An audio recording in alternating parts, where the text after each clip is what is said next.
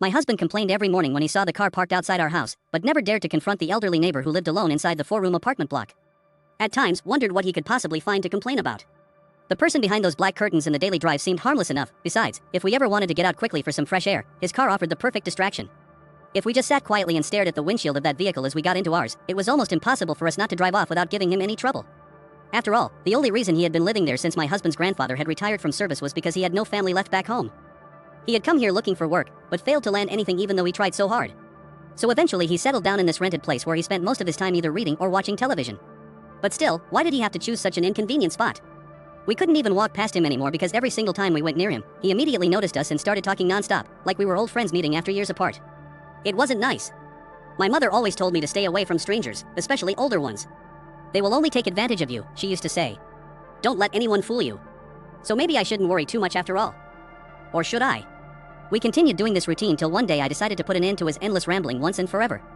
I picked up my phone and dialed his number, then waited patiently until someone answered.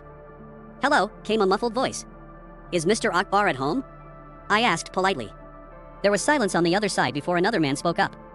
"Who am I speaking with?" "This is Bisma Chaudhry calling." He paused again, thinking hard about something. Then finally he replied, "Sorry ma'am, I think he must be asleep right now. Can you give me your name please?" I felt myself blush slightly. Maybe he hadn't recognized me over the phone.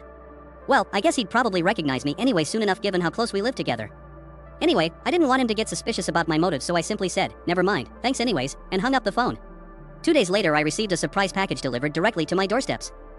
Inside was a handwritten note addressed to me along with a set of keys.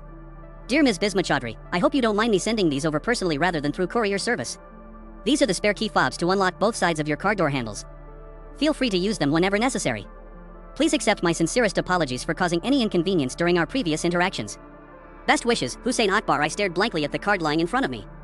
Wasn't I supposed to call him Mr. instead of using his first name? What kind of etiquette violation was that? Did he really mean to address me informally like that despite knowing full well who I actually was? Fifth way. I knew better than to question his actions further. No doubt about it, he meant business. And judging from his choice of words, he wanted things done his own way. So yeah, maybe I should try getting closer to him after all. But alas, fate intervened yet again.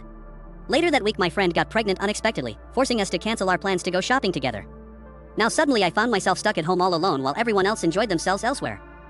That evening I stepped outside and looked around for something to keep myself busy. Suddenly my eyes fell upon Mr. Akbar sits comfortably underneath the shade of a big tree nearby. He looked peaceful, enjoying the gentle breeze caressing his face. His warm smile radiated calmness and serenity throughout his being. Perhaps he sensed my presence because next thing I knew he raised his head towards me, gazing straight into my soul. Our gazes locked onto each other without hesitation. An instant connection formed between us. In that moment everything else seemed irrelevant. All that mattered was us. Everything else faded into obscurity. Time stood still. Our hearts beat simultaneously. Every second ticked by slowly. Gradually our breathing synchronized perfectly. Until finally we reached the point where neither party wished to let go. Not wanting to break the spell, I kept silent while waiting for him to make the first move. Eventually, however, he took matters into his own hands and leaned forward gently, placing a soft kiss upon my cheek. His touch sent shivers down my spine. My body quivered uncontrollably. Instantly I broke eye contact, afraid of what might happen if he looked deeper into my eyes. His lips remained pressed against my skin for several seconds longer before pulling away slowly. Moments passed by silently. Nothing happened. He continued sitting motionless, staring intently at me without saying a word. I didn't know whether to laugh or cry. After a while I managed to gather myself together and whisper, "Thank you," under my breath. He nodded subtly, acknowledging my gratitude without uttering a sound. With that simple gesture, he showed me exactly how grateful he truly was. Without fail, tears began streaming down my cheeks. I knew instinctively that he wouldn't judge me for feeling emotions that I normally suppressed. Instead, he accepted me completely as I was, flaws and all. And, yes, I cried freely without holding anything back. Never again would I allow myself to remain vulnerable in public just because society expected me to conform to its standards. From then onwards, vowed to live life to the fullest regardless of others' opinions. Because ultimately, they cannot decide how happy I should feel. Only I can do that for myself. That night I slept peacefully for the first time since childhood. Knowing that someone cared enough about me made all the difference in the world. Thank God for Mr. Akbar. Hussein Akbar had seen everything. He watched her cry, listened closely to every word spoken. Even though he knew what lay ahead, a marriage doomed to failure long ago, he chose to remain loyal to his beliefs nonetheless. If anything, he was proud of himself. Proud that he didn't cave under pressure, unlike many men who would have betrayed their vows simply to save face.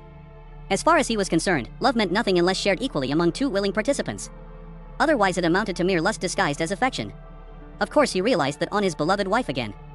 So despite knowing full well that he had lost her already, he held on to hope desperately, hoping someday she'll return to him willingly, without regrets.